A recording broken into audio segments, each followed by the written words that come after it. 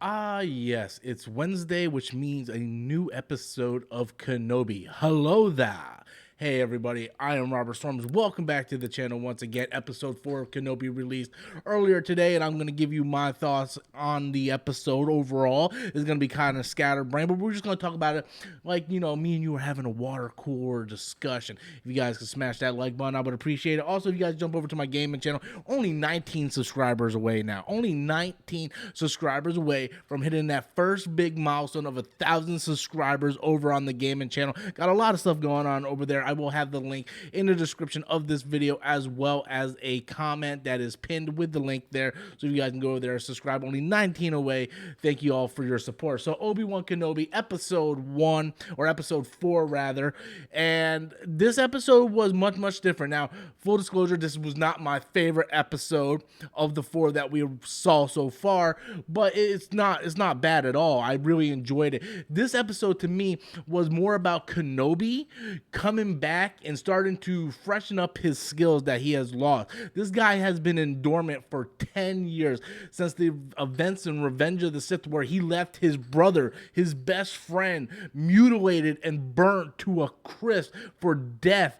And now he's finally come back into the fight, realizing that Anakin is still alive. Vader just wiping the floor with Kenobi in episode 3.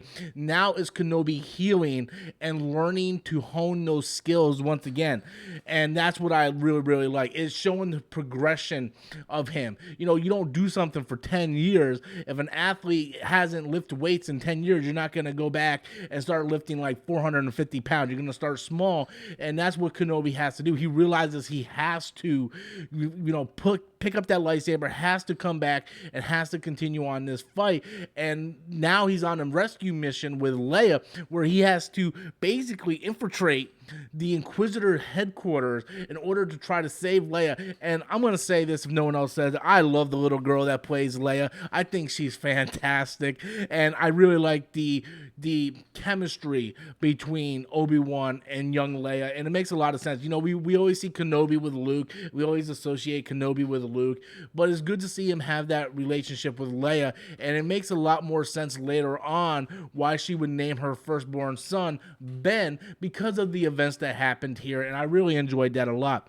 One thing that I really enjoyed as he's going through the Inquisitor headquarters, that you see his lightsaber skills, and it's not fast paced, it's not lightning quick like it was in the prequels, but it looks like a combination of Revenge of the Sith meets what we learned to know from A New Hope, whereas obviously he's not in his prime no more. He's not in his 20s or 30s or even early 40s. This is a guy who is more seasoned now. He's been stranded on this island for 10 plus years, or 10 years rather, and he hasn't even picked up his lightsabers or fought or did any of that. And you can see as he's fighting, it's very, like, he feels like he's old, right? Like his movements are slow, and it looks like it's taking a lot of effort. And I think Ewan McGregor did a fantastic job showing the effort that is taking him to do this. It looks like someone who is more seasoned now, right? You can see glimpses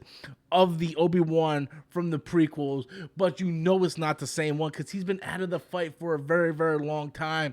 And not only that, he's been aging, and he's just trying to get his force skills back. And you can just see when he's taking on the stormtroopers, it's not quick and fluid like when he was fighting those battle droids in the prequels. It's taking more effort, and I really like that. It shows the progression. It makes it more realistic to when we get to A New Hope, that his stance is more limited, and I really like that. To me, I felt like this episode accomplished two things.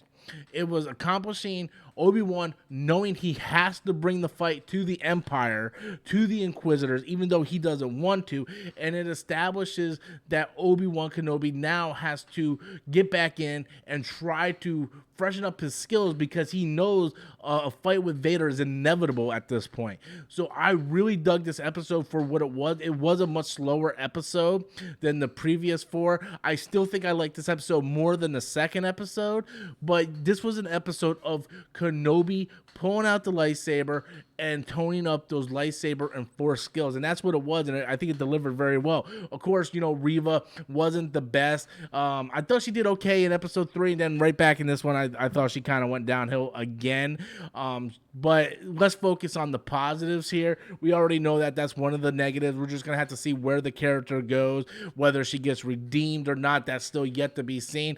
But it's good to see Obi-Wan ignite that blue lightsaber again, take out some stormtroopers, and go save Leia. And I really enjoyed that. And I thought the episode was pretty damn solid. We got 2 episodes left and can't wait to see where it goes. But I want to know what you guys think. How'd you guys think about episode 4 of Kenobi? Be sure to leave those comments in the comment box below. Once again, guys, if you guys can jump over to my gaming channel, only 19 subscribers away from hitting that 1,000 milestone. The link will be in the description box below, as well as a pinned comment. Thank you all so much for watching. Be sure to leave your comments in the comment box below. Tell me what you think. And until next time, as always, I am Robert Storms, and that's my opinion.